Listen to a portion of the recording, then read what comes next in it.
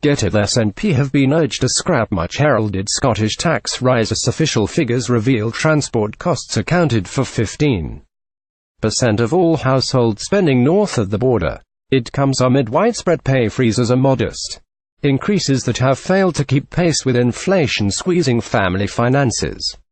Critics urged the Scottish government to rethink plans to hit most people earning more than £33,000 with increased tax bills from April. Office for National Statistics ONS data shows a rise of £551 in household spending between annual reports.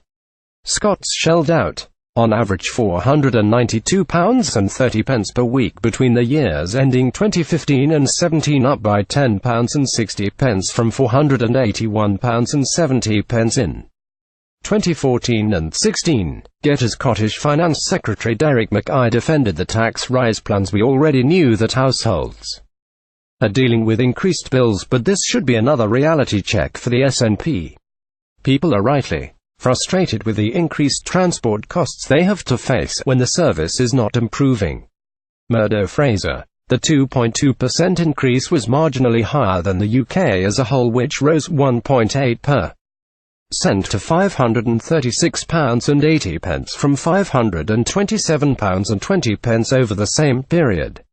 Scottish Tory finance spokesman Murdo Fraser said, "We already knew that households are dealing with increased bills, but this should be another reality check for the SNP. People are rightly frustrated with the increased transport costs they have to face when the service is not improving. What this shows is that now is not the time to raise taxes on hard-working taxpayers who continue to struggle. While our economy continues to lag behind the UK, the SNP must ditch the nat tax on struggling families and concentrate on revitalising the economy." Getty Stock. Scottish families are struggling with increased bills and last month's draft budget.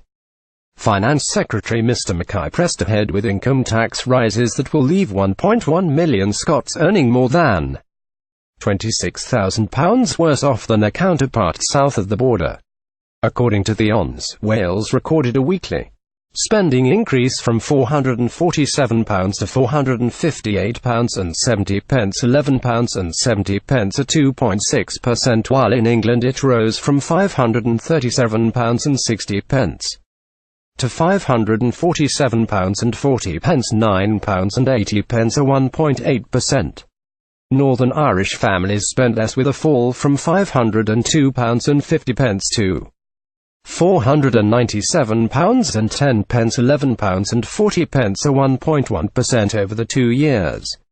Transport costs, including the purchase of new vehicles, fuel, rail and bus fares, stood at £71.70 per week in Scotland for 2017 and was the top spending item. This compared with a UK average of £79.70 a week and was £2.30 lower than in the previous year. Getty. Nicola Sturgeon's SNP have varied the Scots tax regime from the UK's for the first time ever. Scots spent £55.30 a week on food and non-alcoholic drink compared to £57.50 across the UK as a whole. But despite a string of Scottish Government initiatives, they bought an average of £13.40 worth of alcohol and tobacco, with only Northern Ireland recording a higher figure at £16.10. Households north of the border also spent £2.10 on chocolate and 90p on confectionery compared to £1.90 and 70p, respectively, for the UK as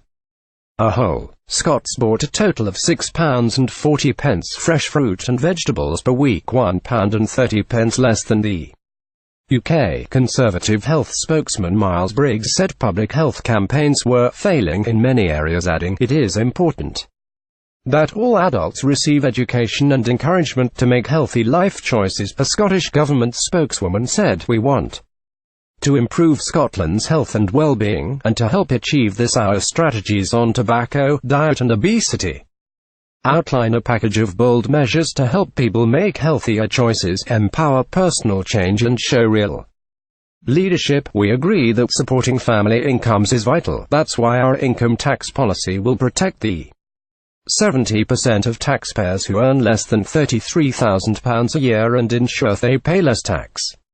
next year for any given income. In addition, our budget plans will see hard-working public sector workers receive a pay increase of as much as 3%, putting more money in their pockets, combined with the expansion of free childcare, the introduction of free school meals for P1, P3 and a range of other measures. We are supporting families to prosper and open up opportunities they were previously denied.